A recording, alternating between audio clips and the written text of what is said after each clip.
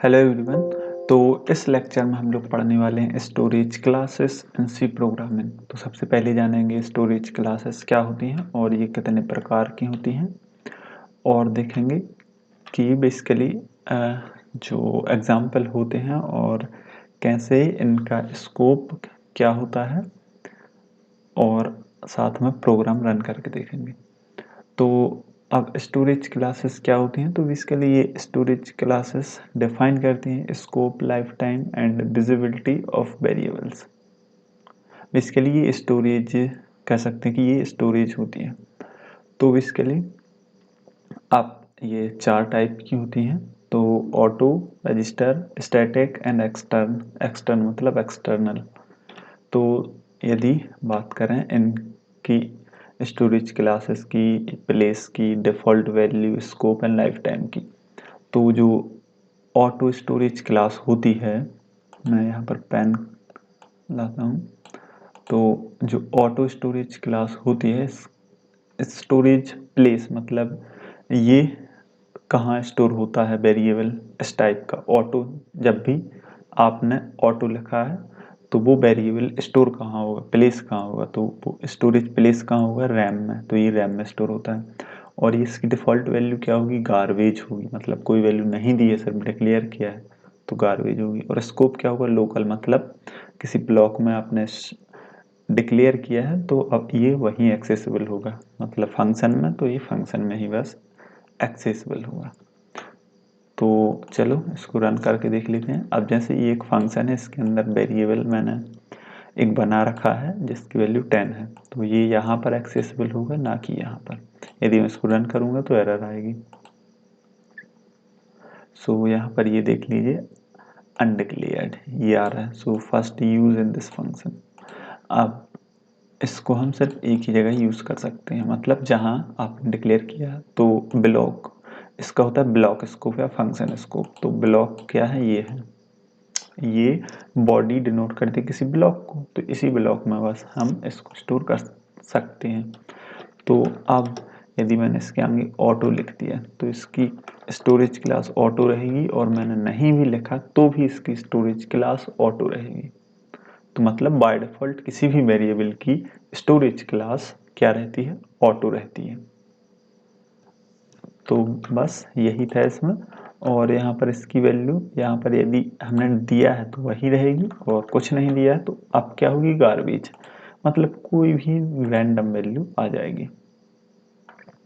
तो यहाँ पर मैं इसको रन करूँगा तो ये वैल्यू आ रही है। आप पता नहीं पता कर सकते कि ये वैल्यू किस सिस्टम से कैसे आती है अपने आप, लेकिन हाँ रैंडम आती है। तो ये थी कौन सी स्टोरेज क्लास, कौन सी वाली, ऑटो। तो इसका प्लेस क्या है, रैम, गार्बेज वैल्यू आती है डिफ़ॉल्ट में, और इसका स्कोप होता है लोकल, और लाइफ टाइम फंक्शन। जब तक फंक्शन रहेगा तब तक ही इसकी लाइफ टाइम रहेगी, मतलब फिर डिस्ट्रॉय हो जाएगी। अब नेक्स्ट है एक्सटर्न। एक्सटर्न मतलब एक्सटर्नल। तो ये इसका प्लेस कहाँ होता है, रैम में होता है, और इसकी डिफ़ॉल्ट वैल्यू क्या होती है, 0। मतलब हमने कोई भी वैल्यू नहीं दी है, सिर्फ वेरिएबल डिक्लेयर किया है, तो उसकी डिफ़ॉल्ट वैल्यू 0 होगी। स्कोप क्या है इसका, तो स्कोप ग्लोबल है, मतलब एंटायर फाइल में हम इसको एक्सेस कर सकते हैं। फिर इसके बाद इसकी लाइफ टाइम क्या होती है, so till the end of main program में be declared anywhere in the program. तो जब तक मैन की लाइफ टाइम रहेगी, मैन फंक्शन की, तब तक इस वेरिएबल की रहेगी जो एक्सटर्न से डिक्लेयर किया गया है। एक्सटर्न मतलब स्टैट, एक्सटर्नल। अब इसका मतलब क्या होता है, तो इसके लिए देखो, जैसे मैंने एक वेरिएबल डिफाइन किया है किस फाइल में, test.c में, और मैंने यहाँ पर इस फाइल को इंक्लूड कर दिया है। तो मैंने लिखा इंक्लूड, और यहाँ लिखा test.c। तो अब जो वेरिएबल है ये यहाँ यूज़ करना है। मैं इसको हटा देता हूँ, तो मैं डायरेक्ट कर सकता हूँ। मैंने लिखा printf %d और लिखा टेस्टवेयर। तो मैं इसको एक्सेस कर पा रहा हूँ, और इसको मैं रन करूँगा तो ये वैल्यू आ जाएगी। लेकिन इसका एक और तरीका है, मतलब जैसा हम यूज़ करते हैं। तो सबसे पहले हमें लिखना है एक्सटर्न और इस वेरिएबल का नाम, मतलब इसका स्कोप क्या है, इसका स्कोप ग्लोबल है, एनीवेयर। अब ये एक्सेसिबल हर एक फाइल में होगा, इसके लिखने से नहीं होगा। ये तो यहाँ डिक्लेयर है और इसको हमने इंक्लूड कर लिया तो ये एक्सेसिबल है। तो एक्सटर्न क्या बता रहा है कि ये जो टेस्टवेयर है जो पार्ट है, इस प्रोग्राम का पार्ट है और ये कहीं ना कहीं डिक्लेयर है जो हमने फाइल्स इंक्लूड की हैं। तो यहाँ पर क्या होगा, ये वेरिएबल ऐसे डिक्लेयर होगा किससे, इस एक्सटर्नल स्टोरेज क्लास से। और इसमें यदि हमने वैल्यू नहीं दी है, मैंने लिखा ये और ये, तो ये मैं डिक्लेयर नहीं कर रहा हूँ, ये मैं बता रहा हूँ कि ये कहीं ना कहीं डिक्लेयर है, ये एग्जिस्ट करता है। मैं सिर्फ ये बता रहा हूँ किसको, कंपाइलर को। तो यहाँ पर यदि मैंने इसको यहाँ पर कुछ नहीं दिया होता तो क्या होता, अपने आप वैल्यू 0 आ जाती। तो यहाँ पर मैंने इसको रन किया तो वैल्यू 0 आनी चाहिए। तो यहाँ पर ये वैल्यू 0 आ रही है। तो ये थी एक्सटर्नल स्टोरेज क्लास। ये बेसिकली दूसरी फाइल्स से जो कुछ यूज़ करते हैं वो हमें यहाँ बताना पड़ता है। तो ये एक्सटर्नल थी। अब ये इसका प्लेस क्या होता है, रैम, और डिफ़ॉल्ट वैल्यू 0 और स्कोप ग्लोबल होता है, मतलब कहीं भी एक्सेसिबल। अब इसके बाद नेक्स्ट स्टोरेज क्लास क्या है, स्टैटिक। तो बेसिकली ये स्टैटिक स्टोरेज क्लास है और इसका प्लेस कहाँ होता है, रैम में होता है, मतलब रैम में स्टोर होती है। और डिफ़ॉल्ट वैल्यू इसकी भी 0 होती है, लेकिन इसका स्कोप क्या होता है, लोकल होता है। और इसकी लाइफ टाइम क्या रहती है, तो जब तक मेन फंक्शन रहेगा तब तक, मतलब जब तक हमारा प्रोग्राम चलेगा। और जो स्टैटिक है ये सिर्फ लोकल मतलब ब्लॉक में ही एक्सेसिबल रहेगा। चलो, तो इसका एक खास फीचर्स होता है कि जब हम किसी फंक्शन को मल्टीपल टाइम्स कॉल करते हैं तो जो स्टैटिक वेरिएबल होता है उसकी वैल्यू क्या रहती है, रिटेन रहती है, मतलब चेंज नहीं होती है। देखिए चेंज होती है बट थोड़ा एग्जाम्पल से आगे समझें, मतलब वो बार बार रीइनिशियलाइज नहीं होता है, एक बार इनिशियलाइज होगा, बार बार नहीं होगा। तो इसके लिए ये एक एग्जांपल है।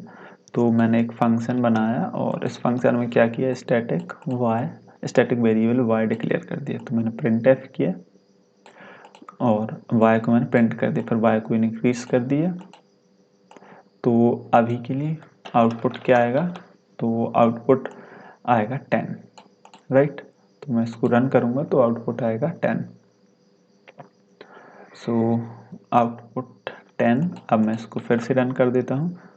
तो यदि यहाँ पर स्टैटिक लिखा है तो जो पुरानी वैल्यू थी उसमें जो वैल्यू है, देखो 10 प्लस प्लस कर दिया प्रिंट करने के बाद तो हो जाएगी 11। अब फंक्शन को मैंने फिर से कॉल किया है तो अब फंक्शन के बीच में जो वैल्यू है वो क्या होगी, रिटेन रहेगी, मतलब जो वैल्यू पुरानी थी उसी में नया चेंज होगा। तो 10 के बाद 11 थी, 11 हो गई थी वैल्यू, तो वही पुरानी वैल्यू यूज़ होगी इसमें। तो यहाँ पर मैंने प्रिंट किया तो पहले 10 फिर 11 आ जाएगा और फाइनली वैल्यू हमारी 12 रहेगी। तो मैंने इसको 2 बार कॉल किया है तो वैल्यू क्या आनी चाहिए, 11 या 10 एंड 11।